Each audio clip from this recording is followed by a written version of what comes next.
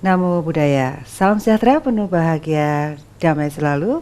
Tentunya pemirsa Dharma TV dimanapun Anda berada, senang sekali saya Satna Dewi bisa menemani Anda pada malam hari ini. Tentunya dalam acara yang telah kita tunggu bersama-sama, Manage Your Mind. Baik, pemirsa Dharma TV, pada malam hari ini kita akan membahas sebuah topik yang menarik, yaitu sangat relevan dengan saat-saat yang akan kita lalui ini, yaitu berkorban. Dan tentunya bagi Anda, mungkin bagi pemeluk agama lain, ada acara atau ada sebuah ritual yang dinamakan Idul Korban. Apakah di dalam Buddhis ada hal semacam itu? Baik, kita akan bertanya dan berdiskusi dengan seorang narasumber kita yang luar biasa. Beliau tentunya sudah Anda kenal, yaitu adalah Biku Teja Punyo. Namo Buddhaya, Bante Teja Punyo. Ya, Namo Buddhaya, dan juga saya menyapa para pemirsa dari Dhamma TV dimanapun berada. Semoga saat ini dalam kondisi sehat-sehat, bahagia, bisa berbuat baik sesuai dengan keyakinan, kemampuan, dan juga kebijaksanaannya. Ya, baik, Bante, tentunya saudara-saudara kita di penganut agama lain ada sebuah ritual yang dinamakan berkorban, Bante. Nah, itu mereka punya juga kedalaman-kedalaman di dalam artian berkorban, bukan hanya membunuh sebenarnya, tetapi ada sesuatu yang lain seperti berbagi, seperti pada waktu itu mungkin di sana harta yang paling di daerah-daerah Timur Tengah, harta yang paling mempunyai nilai itu adalah domba-domba mereka atau kambing-kambing mereka yang itu dikorbankan untuk kemaslahatan banyak orang. Nah, sebenarnya pengertian berkorban ini apa, Bante, kalau di dalam terminologi Buddhis? Jadi berkorban itu bisa dengan berbagai macam apa yang bisa kita korbankan. Yang maksudnya itu korban itu sendiri adalah bukan hanya materi, bukan hanya makhluk hidup, tapi kita bisa berkorban apapun yang bisa kita korbankan dengan tujuan untuk mencapai atau menemukan sebuah kebahagiaan. Jadi korban itu sendiri hendaknya juga memiliki tujuan. Tapi apa yang kita korbankan juga harus perlu dipikirkan. Jadi jangan sampai kita nanti dengan niat kita untuk mencapai kebahagiaan, kita mengorbankan kebahagiaan orang lain atau kebahagiaan makhluk lain di sekeliling kita yang sesungguhnya mereka juga sama ingin bahagia seperti kita. Jadi misalnya kita juga bisa berkorban tanpa harus mengorbankan orang lain, makhluk lain. Misalnya kita korban tenaga, korban waktu, korban materi untuk memberi, membantu orang lain, makhluk lain supaya hidupnya bahagia. Sesungguhnya dengan kita mengorbankan makhluk lain, bukan kebahagiaan yang akan kita peroleh, tapi penderitaan. Kenapa bisa dikatakan demikian? Pada saat hukum aksi reaksi ada sebab, maka di sana akan berakibat. Kalau kita melakukan pembunuhan, menyiksa makhluk hidup, nah kita sendiri yang melakukan itu secara otomatis juga akan menerima perbuatan dari apa yang kita buat. Nah, mungkin dalam kondisi kehidupan kita sakit-sakitan, nanti juga usianya pendek, bisa juga kalau setelah kita meninggal dunia dalam kehidupan sekarang, pada waktu mau meninggal dunia pun juga menderita, tapi setelah meninggal dunia nanti mereka bisa terlahir di alam-alam menderita dalam kondisi cacat, banyak penyakit dan lain sebagainya, seperti itu. Ya, sebenarnya apakah manusia itu harus berkorban sih, Bante? Kalau dikatakan berkorban seperti yang tadi saya katakan, bahwa kita berkorban waktu, tenaga, materi untuk kebaikan kita, untuk kebahagiaan kita dengan kita memberi apa yang kita punya tadi, maksudnya bukan nyawa makhluk hidup, dengan kita memberi itu memang perlu kita lakukan. Tujuannya untuk apa? Tujuannya untuk mencapai tujuan kehidupan kita sendiri, begitu. Jadi untuk bisa mencapai kebahagiaan, kalau sebagai umat Buddha mengenal tentang yang disebut dengan dasa paramita, 10 kebajikan yang harus disempurnakan, seperti itu. Jadi misalnya salah satunya aja untuk dari 10 di antara 10 tadi, dana paramita, dana beramal, sodako, zakat, atau perpuluhan atau sejenis yang lainnya. Tapi itu namanya memberi. Yang kita beri itu bukan sesuatu yang buruk, maksudnya dari hasil korupsi, mencuri dan lain sebagainya, tapi itu murni dari usaha yang benar yang kita lakukan, kemudian dengan hasil yang kita miliki ini diberikan kepada orang yang patut menerimanya, atau kepada ladang-ladang yang subur untuk menerima dari kebaikan kita. Jadi semakin sempurna ladangnya, semakin besar juga buahnya yang kita peroleh. Jadi kalau kita misalnya tadi ingin memberi tadi, berkorban dengan memberi tadi, berdana, beramal.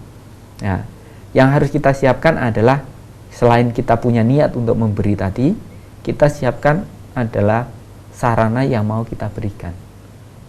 Sarana yang mau kita berikan harus dari usaha mata pencaharian yang benar. Nah, kemudian selain kita harus mencari ini, kita pun juga harus mencari di ladang mana kita mau menanam ini. Nah, kalau kita mau memberi kepada siapa yang patut untuk menerima pemberian kita, ya, yang di sana bisa juga misalnya kita memberi kepada orang-orang yang terkena bencana, orang-orang yang kelaparan, miskin, atau bisa juga kepada tempat-tempat ibadah seperti itu, atau kepada tokoh-tokoh biarawannya.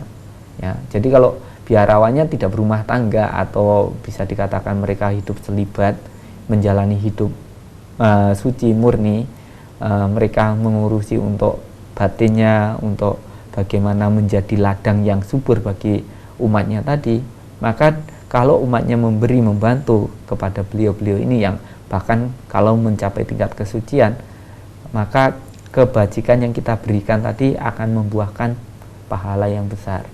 Apabila kalau itu misalnya berdana, beramal tadi kepada komunitas orang suciwan, dan itu kita berikan sendiri, itu lebih besar sekali daripada nanti kalau kita mau berbuat baik tapi dititipkan, misalnya seperti itu akan mengurangi dari pahala yang kita peroleh. Kalau misalnya kita berbuat baik tapi kepada orang yang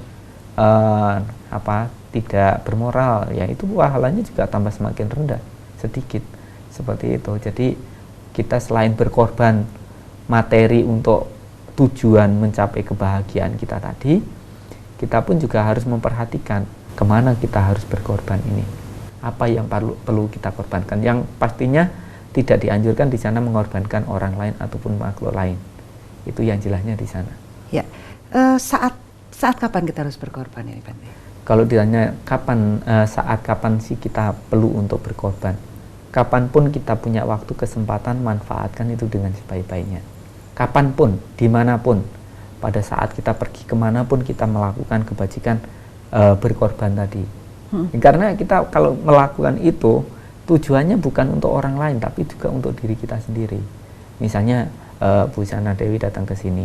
Ini tadi datang ke sini ini kan berkorban juga, waktu, tenaga, materi sedikit ataupun banyak pasti berkorban untuk itu semua.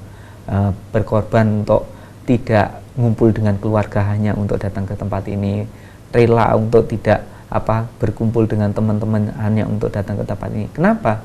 Karena melihat bahwa dengan datang ke tempat ini adalah sesuatu yang baik, yang bermanfaat bagi orang banyak, sehingga semuanya tadi bisa dikorbankan sampai akhirnya datang ke tempat ini dan bisa melakukan yang terbaik di tempat ini. Semuanya ini tadi memerlukan banyak sekali pengorbanan dengan tujuan yang mulia. Ya. Begitu. Banyak orang yang tidak menyadari ini ya Bante, ataupun melakukan sebuah ritual tanpa kesadaran, kan seperti itu Bante, banyak sekali. Ya. Sebenarnya bagaimana membuat seseorang mau berkorban, Bante? Nah, jangan dijawab dulu Bante. Baik pemirsa Dharma TV, tentunya kita akan lanjutkan pembicaraan kita setelah yang satu ini. Baik pemirsa Dharma TV, terima kasih bagi Anda yang masih saja berada di channel kami Dharma TV, dan tentunya masih di acara Manage Your Mind bersama saya Satna Dewi, dan tentunya dengan narasumber kita yang luar biasa yaitu Bante Teja Punya. Baik Bante Teja, tadi kita bertanya bagaimana sih membuat seseorang mau berkorban, karena banyak juga orang yang tidak mau berkorban atau berkorban tanpa kesadaran. Seperti itu Bante. Jadi memang kalau kita mau melakukan itu, hendaknya itu didasari dari keyakinan. Dasari dari keyakinan, dan keyakinan itu sendiri memang perlu ditanamkan di dalam diri kita supaya kita kalau melakukan itu dengan sepenuh hati, bukan dengan keraguan-raguan atau dengan keterpaksaan. karena itu akan mempengaruhi nanti hasilnya. Jadi kalau kita misalnya melakukan dengan sepenuh hati sesuai dengan keyakinan kita tadi, maka kita akan bahagia pada saat melakukan itu saja, pada waktu itu sudah bahagia. Apalagi kalau kita menerima bahwa apa yang kita lakukan tadi, yang kita korbankan tadi benar-benar memberikan manfaat gitu. Jadi akan semakin bahagia dia.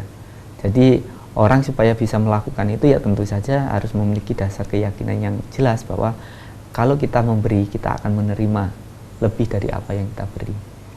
Menanam hukum sebab dan akibat itu perlu. Meskipun tidak dalam pamrih itu, tapi memang akan terjadi seperti itu ya Bante? Ya, itu secara alami ya. Jadi siapapun yang memberi, dia akan menerima bantuan ataupun bahkan hal-hal yang pernah dia tanam itu akan berbuah. Seperti itu, akan dapat mewujudkan apa yang dia inginkan. Tapi sesungguhnya kalau kita berkorban itu bukan tujuannya untuk mendapatkan sesungguhnya. Kalau orang bisa mengatakan sebagai puja, sebagai penghormatan, dia melakukan itu. Jadi tidak terbebani, dia melakukan dengan penuh ketulusan, dengan penuh keyakinan, dengan tujuan untuk dia mengurangi apa yang dikatakan keserakahan tadi, kemelekatan. Jadi kenapa kita mau berkorban itu, berkorban ini, berkorban itu untuk dia?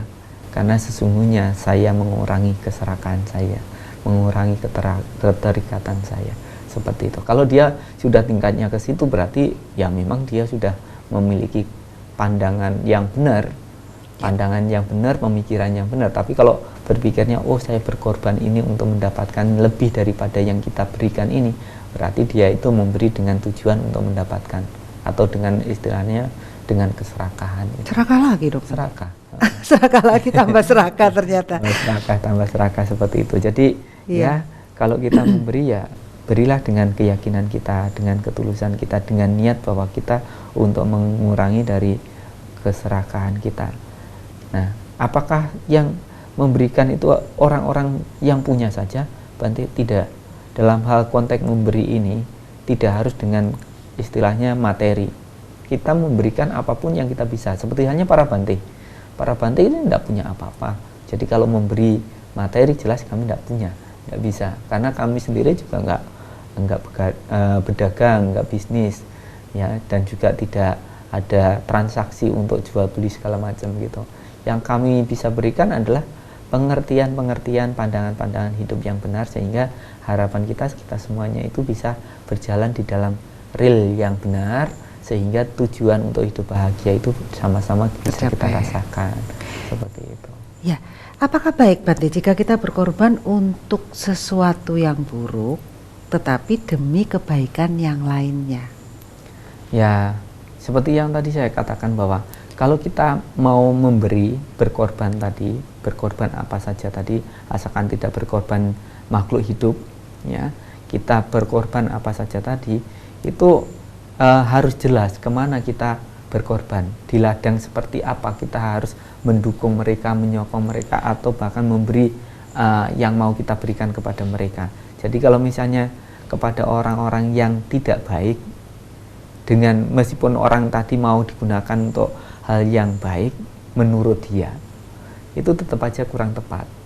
Jadi kalau misalnya kita mendukung dengan niatan orang itu mau baik, tapi karena yang kita berikan tadi adalah orang yang tidak baik, ya dia akan ambil apa yang sesungguhnya bukan haknya, bukan miliknya, untuk kepentingan, untuk kesenangannya sendiri.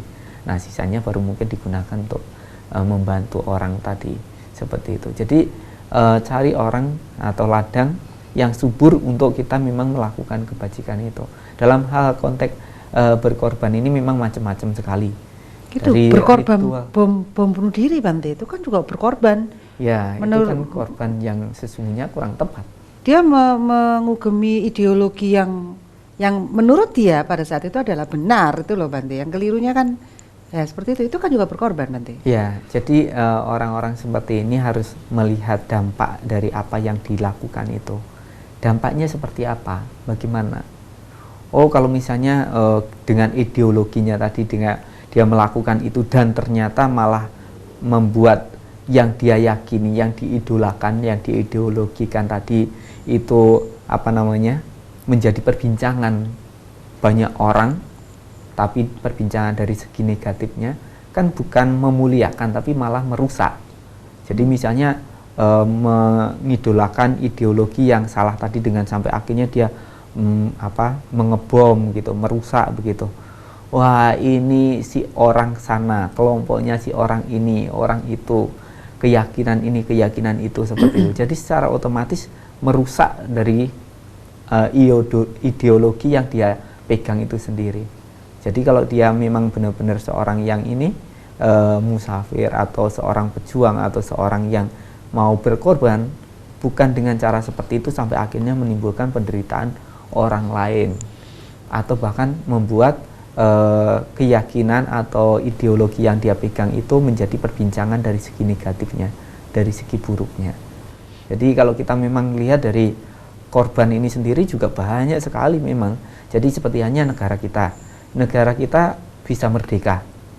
Ini kan tidak, kemerdekaan ini tidak diberi oleh penjajah gratis, tapi ini semuanya diperjuangkan oleh pahlawan-pahlawan kita gitu. Yang dikorbankan apa? Yang dikorbankan nyawanya, dirinya sendiri, keluarganya, materi, semuanya dikorbankan. Materi, harta, benda, nyawa, keluarga, semuanya dikorbankan. Dia pergi ke medan perang. Tujuannya apa? Hanya satu, merdeka. Tapi harapannya merdeka ini yang benar-benar merdeka, bukan hanya benderanya dipajang di mana-mana kemudian itu sudah dikatakan merdeka, bukan hanya dapat mengusir penjajah dari Nusantara kemudian dikatakan merdeka, bukan. Merdeka untuk bisa benar-benar mencapai keadilan sosial bagi seluruh rakyat Indonesia. Jadi itu tujuannya itu harus bisa dicapai. Kalau sampai sekarang belum tercapai, kita ini belum merdeka. Betul. Jangan mengatakan kita sudah merdeka. Kita ini belum merdeka, tapi harus terus berusaha untuk sampai mencapai kemerdekaan yang menjadi tujuan itu tadi. Seperti itu. Kita lihat bahwa Indonesia ini memang telah mengalami jatuh bangun di dalam memperoleh kemerdekaan ya Bante ya. Dan ternyata setelah kemerdekaan ini ternyata banyak yang merupakan justru saudara-saudara kita sebangsa dan setanah air yang menjajah Indonesia sendiri gitu loh, seperti ini loh Bante. Ya, ini kenapa sih Bante sebenarnya? Apa namanya? Penyakitnya itu bukan dari luar, tapi dari diri sendiri. Kalau dulu mungkin penyakitnya dari luar, namanya penjajah negara. Tapi sekarang ini penyakitnya dari diri sendiri. Sama seperti hanya kita. Kita ini menderita itu sesungguhnya bukan karena orang lain. Kita itu menderita karena pikiran kita sendiri. Kita punya pikiran kita sendiri, itu yang membuat kita menderita. Tapi banyak orang yang tidak mau menyadari itu. Sibuk menyalahkan orang lain. Sibuk menyalahkan orang lain. Negara kita juga demikian. Kita menganggap yang membuat Indonesia seperti ini itu negara lain, gini. Coba kita lihat orangnya, masyarakatnya Indonesia sendiri. Bagaimana? Apakah mereka tidak menjajah temannya, saudara-saudaranya sendiri? Apakah mereka benar-benar orang yang memang berjuang untuk mencapai keadilan sosial tadi masyarakat Indonesia seluruhnya? Kebanyakan mereka berjuang, ya saya berjuang untuk jiwa raga saya korbankan untuk kelompok saya, diri saya. Ini nggak usah jauh-jauh di negara. Keakuannya. Nggak usah jauh-jauh di negara, Bante, di sebuah tempat lingkungan yang bekerja seperti itu. Ya. Nah, itu gimana Bante? Banyak yang merasa dirinya sudah berkorban. Sebenarnya benar nggak sih berkorban di situ? Ya, sebenarnya sih dalam konteks ini kita itu sebagai apa? Jadi kalau misalnya sebagai seorang karyawan, ya kita harus menjalankan kewajiban tanggung jawab kita sebagai seorang karyawan kepada perusahaan, kepada atasannya. Kalau kita sebagai warga masyarakat, kita harus berkorban apa saja yang untuk sampai mencapai tujuan dari negara kita, seperti itu. Jadi tujuannya ini harus benar-benar bisa membuat satu kondisi di mana bisa tercapainya tujuan kehidupan berbangsa dan bernegara tadi. Jadi jangan sampai saya tujuannya hanya mau mengumpulkan materi untuk siapa, untuk keluarga saya, untuk anak saya, untuk cicit saya, keturunan saya. Masalah orang lain susah sulit, ya itu masalah negara, bukan masalah. Ini pemikiran yang kurang tepat. Emang gue pikirin gitu kan? Emangnya gue pikirin, ya itu kurang pemikiran yang kurang tepat. Jadi ya kita harus memanfaatkan memang sumber daya alam yang ada di Nusantara kita ini untuk kesejahteraan kita semuanya. Nah, bagaimana pengertian berkorban dengan bijak kalau begitu, Bante? Ya, dia sebenarnya mendapatkan untuk memberikan, mendapat untuk memberi. Dapat untuk memberi. Jadi dia memang bekerja dengan giat, dengan tekun, dengan terampil. Setelah dia mendapatkan itu, baru dia berikan lagi, digunakan maksudnya. Digunakan untuk sesuatu yang bermanfaat. Untuk membantu fakir miskin, anak yatim piatu, panti jompo, panti asuhan, kepada orang-orang yang terkena bencana alam, orang yang menderita, atau kepada tempat-tempat ibadah, bantu, tolong mereka, sokong mereka, kebutuhan mereka. Jadi itu kan mendapatkan untuk digunakan, bukan untuk dipegang terus-menerus sampai meninggal dunia, ditinggal begitu. Jadi bisa diistilahkan kekayaan Nusantara kita ini ya tak terhitung jumlahnya. Kalau mau dimasukkan untuk nutupin Damak TV ini, ya Damak TV-nya tidak kelihatan. Gitu. Tapi kita bukan mau kumpul-kumpulkan itu, bukan, tapi bagaimana setelah kita mendapatkan ini nanti kita bisa manfaatkan untuk kesejahteraan bagi masyarakat. Jadi tidak berkorban untuk tidak belanja ini, belanja itu duitnya disimpan aja, enggak ya, Bante ya? Dimanfaatkan ya. Dimanfaatkan ya, diberikan ya, jangan disimpan tok aja ya. Nah, apakah kehidupan ini penuh dengan pengorbanan, Bante? Jangan dijawab dulu, Bante. Baik, pemirsa Damak TV, tentunya jangan kemana-mana karena pembicaraan kita semakin seru. Kita akan kembali setelah yang satu ini. Baik, pemirsa Damak TV, tentunya masih di acara Manage Your Mind, dan selamat malam bagi Anda yang baru memutar channel Damak TV. Anda yang berada di Tulungagung, Kediri, Blitar, Jombang, dan Malang Raya. Tentunya saya harap Anda dalam kondisi yang berbahagia pada malam hari ini. Baik, tema kita masih berkorban, dan tadi ada sebuah pertanyaan yang terpotong ini, Bante. Apakah kehidupan ini penuh dengan pengorbanan, Bante? Jadi suami berkorban, jadi istri berkorban gitu. Ya. Korban perasaan pada mertua. Boleh kita bisa istilahkan berkorban begitu, tapi dengan tujuan untuk kita mencapai tujuan kita. Jadi seperti sudah saya tadi contohkan, Ibu Sana Dewi tadi datang ke sini itu dengan penuh pengorbanan.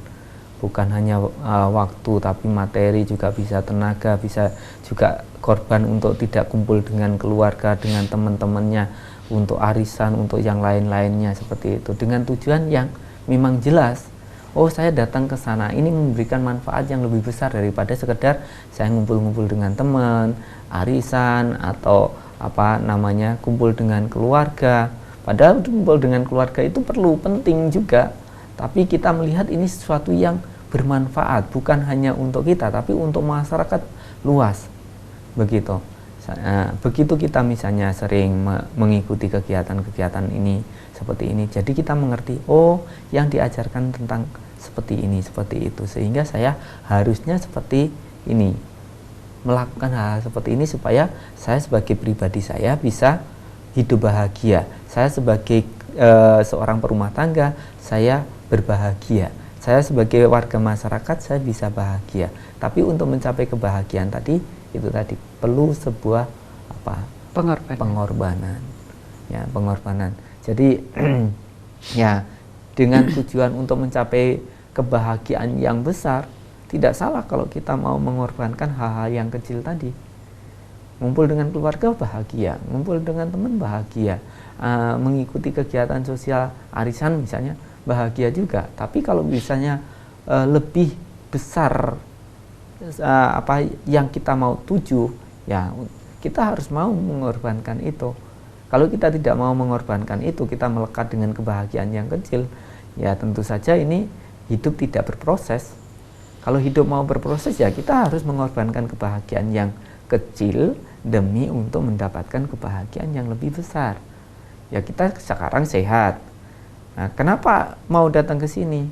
Ya dengan kesehatan yang kita miliki, berharap kita bisa mempersembahkan, memberikan, melakukan sesuatu yang bermanfaat. Kita mengorbankan ya kesehatan kita untuk dimanfaatkan, melakukan sesuatu yang berguna, yang bermanfaat. Jadi kalau kita bisa memberikan itu, melakukan itu, kita hidupnya pasti bahagia. Mungkin di sini tidak diistilahkan dihargai dengan materi ya. Jadi kalau kita melakukan itu dihargai dengan materi, sesungguhnya ya pengorbanan kita itu hanya seharga materi yang kita terima. seperti itu. Maka ya Bante sendiri juga berpesan, mungkin kru Dhamma TV kalau melakukan kegiatan di sini ya sepenuh hati bahwa ini adalah untuk manfaat bagi banyak orang, untuk kebahagiaan banyak orang. Dengan mengerti memahami ini, orang-orang banyak bisa mendapatkan manfaat. Bahagia Luar kita biasa. melakukan itu. Itu Kalau kerja kita yang luar misalnya biasa. hanya bekerja, wah saya terpaksa harus begini dan begitu, dengan kita tidak bahagia sudah menderita kita sudah.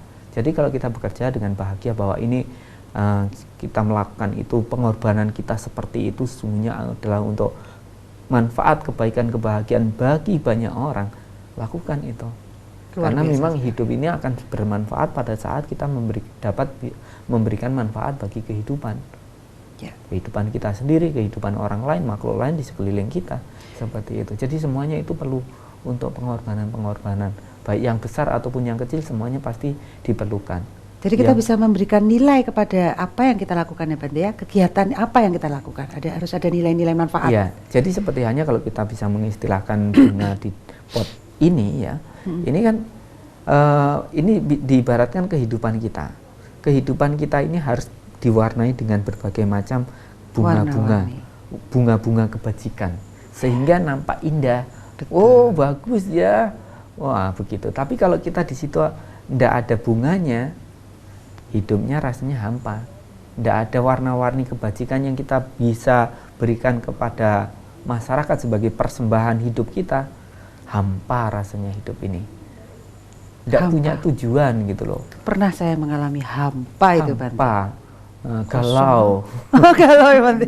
Galau jadi bingung. Hampa ini mau ngapain ya Bante? Nah, jadi kalau misalnya bunga betul, ini, betul. dia memberikan itu untuk apa? Untuk kebaikan dia sendiri, bukan untuk kebaikan kita loh. Untuk kebaikan dia sendiri, untuk keindahan dia sendiri.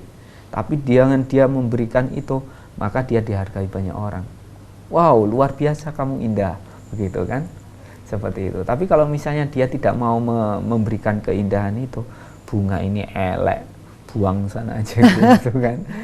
Jadi maksudnya itu kalau kita sebagai warga masyarakat, warga yang beragama, ya kalau kita tidak bisa memberikan manfaat dan bahkan kecenderungannya itu perilaku kita buruk, ya kita juga sering mungkin menjadi sasaran orang-orang begitu. Itu loh, orang itu jahat, sadis, kejam, kapan sih matinya gitu. Malah dibisui, malah dianuin ya.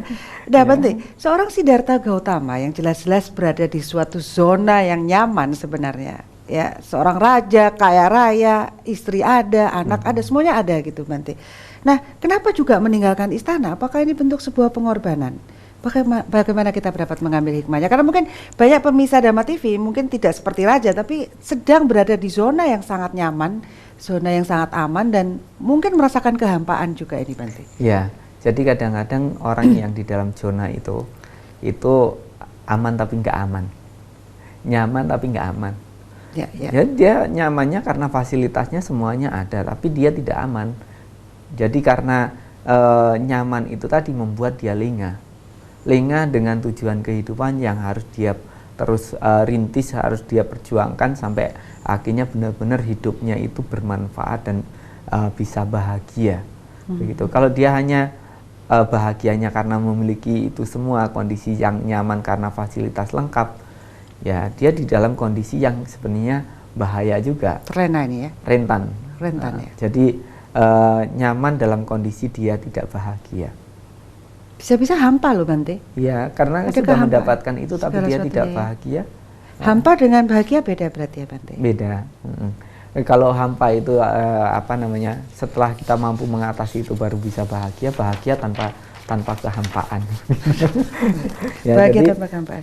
Jadi kalau kita bisa hidup ya memang hidup kita harus punya tujuan, kemudian kita memperjuangkan dengan berbagai macam pengorbanan yang harus kita lakukan untuk tujuan yang mulia tadi. Kalau kita berbicara tentang Siddhartha, memang sampai saat ini saya belum pernah melihat orang yang bisa menandingi pengorbanan dari Siddhartha.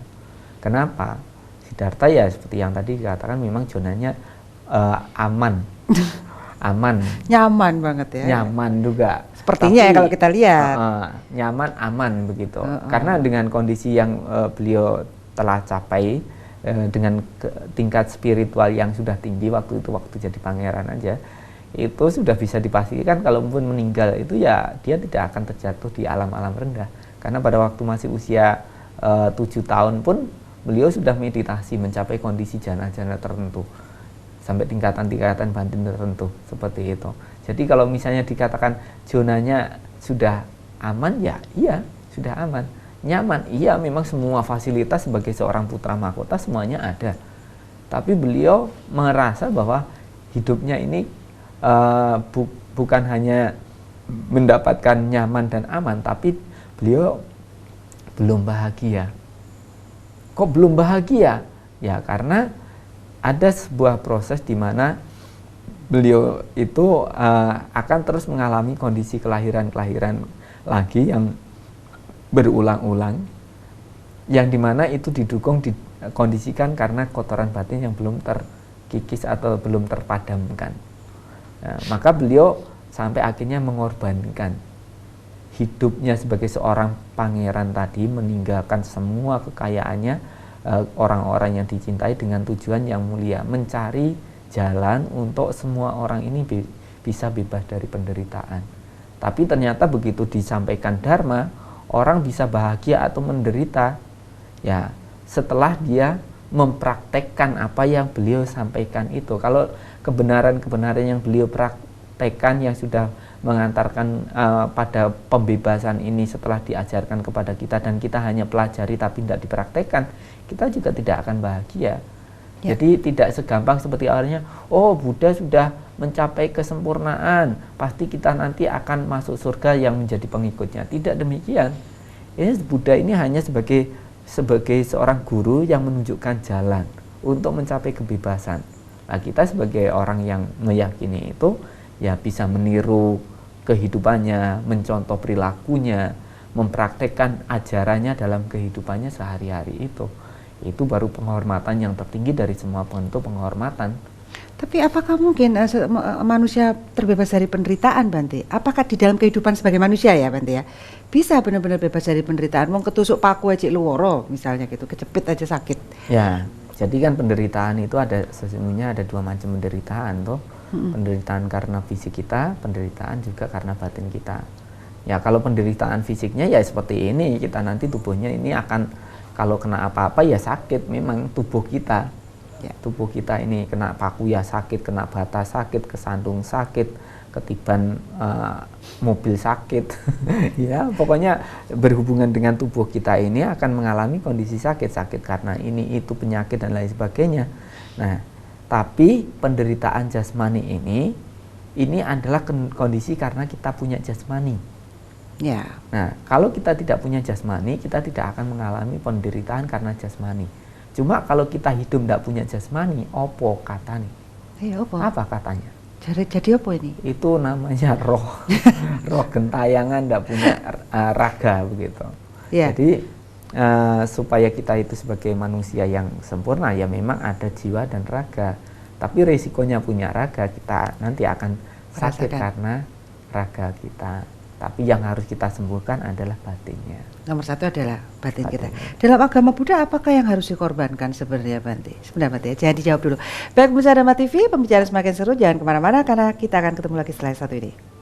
Baik pemirsa Dharma TV, tentunya masih dalam tema berkorban dalam acara Manage Your Mind, dan tadi kita bertanya kepada Bante Tejapunyo, dalam agama Buddha apakah yang harus dikorbankan, Bante? Apakah ada sebuah ritual-ritual semacam itu?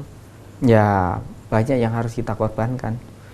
Mengorbankan intinya mungkin bisa diistilahkan mengorbankan hidup kita, mengorbankan jiwa raga kita. Untuk apa kita korbankan itu? Ya tujuan untuk kita bisa mencapai kebebasan.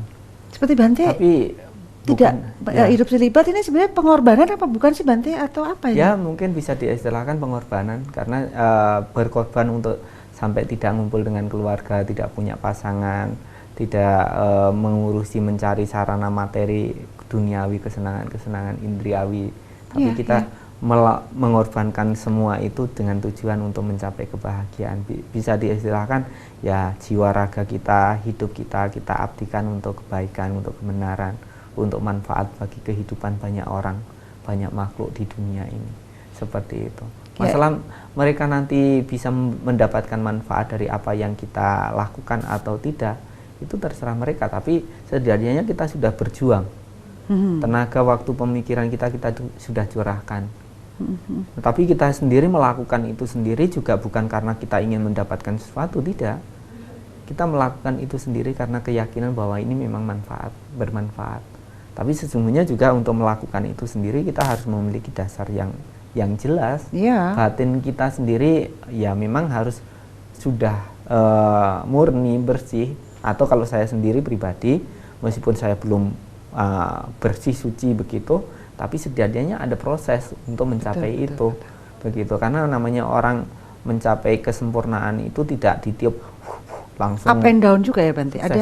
Ada up and down, ada jatuh bangunnya nggak di dalam mental sebenarnya, di dalam batin? Ada jenuhnya nggak sih sebenarnya? Ya ada, sama sebagai seseorang yang manusia, mungkin dalam tahapan berlatih atau apa, itu ada jatuh bangun seperti itu.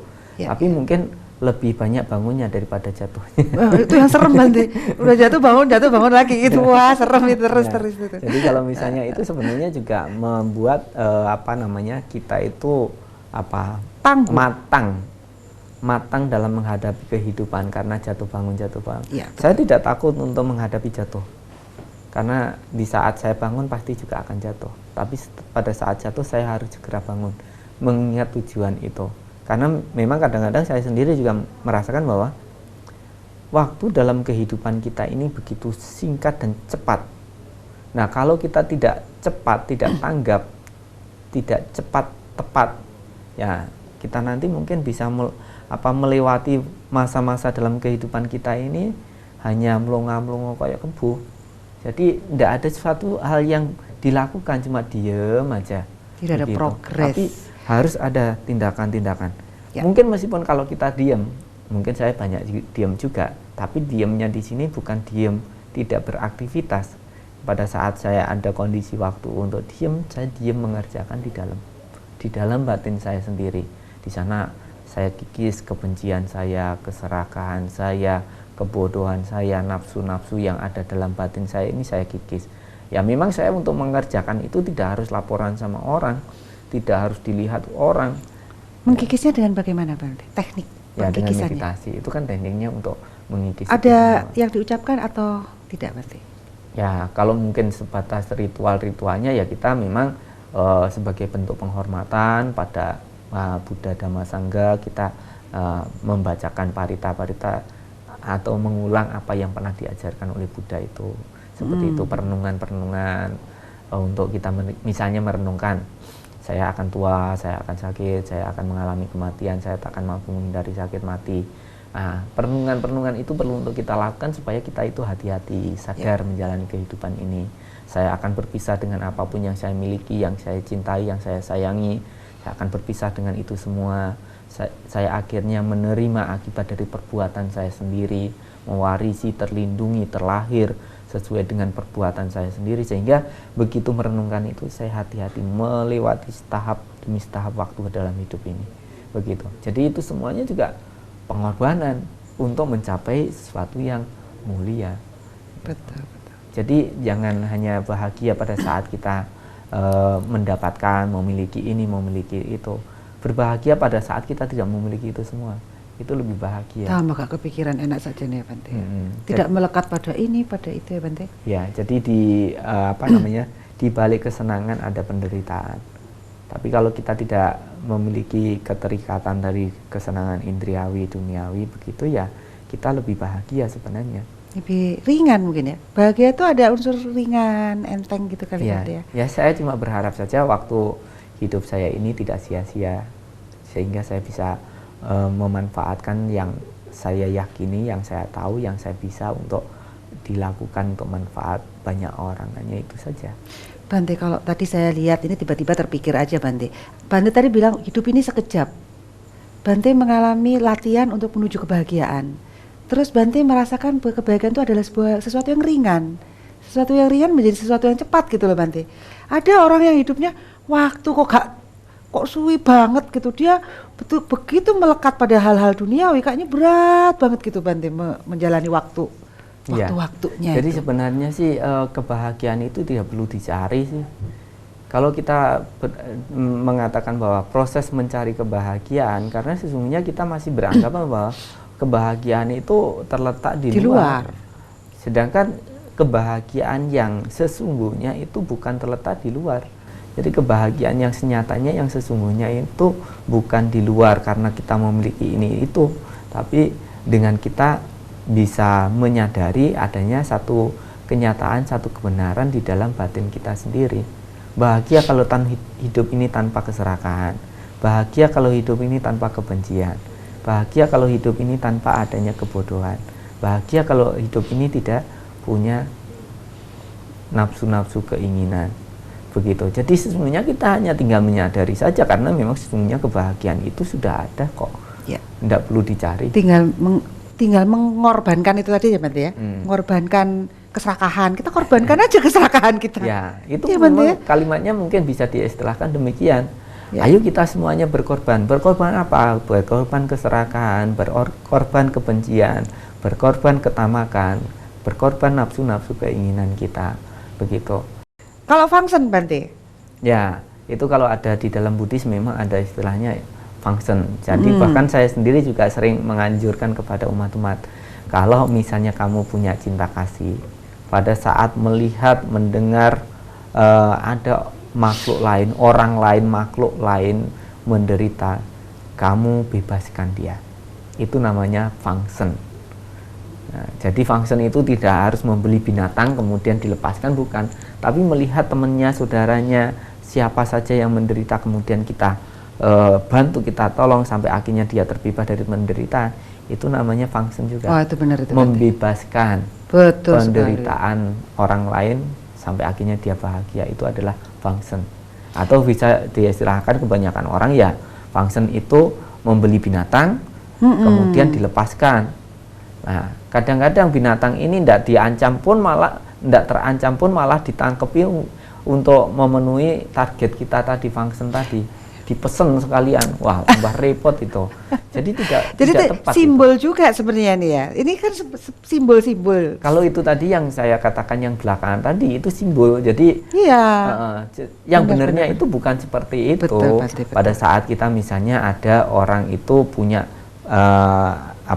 binatang mau disembelih hari ini, kalau tidak dilepaskan nyawanya pasti melayang. Ya udahlah kita beli kemudian kita lepaskan di alam yang bebas. Itu benar-benar baru function. Itu bukan simbol, tapi memang benar-benar menolong dengan welas asih. Welas asih kita kepada makhluk yang nyawanya terancam. Begitu. Tentunya diharapkan kalau dengan binatang aja welas asih timbul, apalagi dengan yang lain gitu kan, Bante ya, sebenarnya seperti itu ya. Jadi itu manfaat kalau kita sering memancarkan, mengatakan kalimat semoga semua makhluk berbahagia, bisa tertanam di dalam pikiran kita, perilaku ucapan kita juga hendaknya sesuai dengan apa yang dalam pikiran kita tadi, penuh cinta kasih, sehingga orang-orang di sekeliling kita, makhluk-makhluk di sekeliling kita, mereka berbahagia karena kita ada. Betul. Bante, waktu kita sudah sangat terbatas sekali. Ada satu pertanyaan yang belum saya sampaikan, yaitu di manakah sih sebenarnya pengorbanan sejati? Sekaligus kesimpulan dalam penutup tema perkorban ini, Bante. Ya, baik. Jadi pengorbanan sejati kita itu adalah kalau kita bisa mengorbankan kebencian, keserakahan, kebodohan, ketamakan, ya, nafsu-nafsu keinginan yang ada di dalam batin kita, sehingga kita dengan mengorbankan itu semua, melepaskan itu semua dari batin kita, maka itulah pengorbanan yang luar biasa, sehingga pasti kita akan menyadari bahwa hidup itu bahagia, bukan karena kita mendapatkan, karena kita menemukan kemurnian hati kita, batin kita. Ya, sederhana sekali sebenarnya. Ya, semoga saja kita dalam menjalani waktu dalam kehidupan ini tidak menyia-nyiakan waktunya, sehingga banyak dimanfaatkan untuk laku untuk membersihkan batinnya. Tapi sangat disayangkan kalau seseorang hidup hanya untuk mau mencari materi, mengumpulkan materi, dan itu saya mungkin bisa katakan sebagai orang yang hidupnya tujuannya tidak jelas. Ya, semoga hidup kita jelas dan kita juga bisa mencapai kebahagiaan, menyadari bahwa kebahagiaan ada dalam diri kita sendiri, bukan terletak di luar diri kita. Yang ada di luar diri kita hanyalah sarana yang bisa kita gunakan pada saat kita masih hidup, tetapi pengorbanan dengan mengorbankan keserakahan, kebencian, ketamakan, ya, kebodohan, nafsu, keinginan. Itulah sesungguhnya pengorbanan yang harus kita korbankan dari batin kita. Ya. Disembelih, dihabiskan, dibuang Betul. dari batin Seperti kita. itu. Ya, terima kasih banyak Bante Tejapunyo. Baik pemirsa Dhamma TV, tentunya pada malam hari ini kita mendapat pencerahan saya juga bahwa ternyata apa itu yang dimaksud dengan berkorban. Ada sebuah kedalaman dari yang berkorban dibanding dengan ritual-ritual yang nampaknya malah cenderung kejam mungkin ya. Tapi tentunya kita semua bertujuan untuk hidup lebih bahagia. Semoga tayangan pada malam hari ini membuat kita semakin menyadari apa yang kita perbuat di sisa-sisa waktu kita ini. Baik pemirsa Dhamma TV, tentunya kata kunci kita adalah mind is not everything, but everything is from mind. So, manage your mind. Saya Satna Dewi beserta kru Dhamma TV mengucapkan terima kasih, selamat malam dan sabe sata bawantu sukitata. Semoga semua makhluk berbahagia.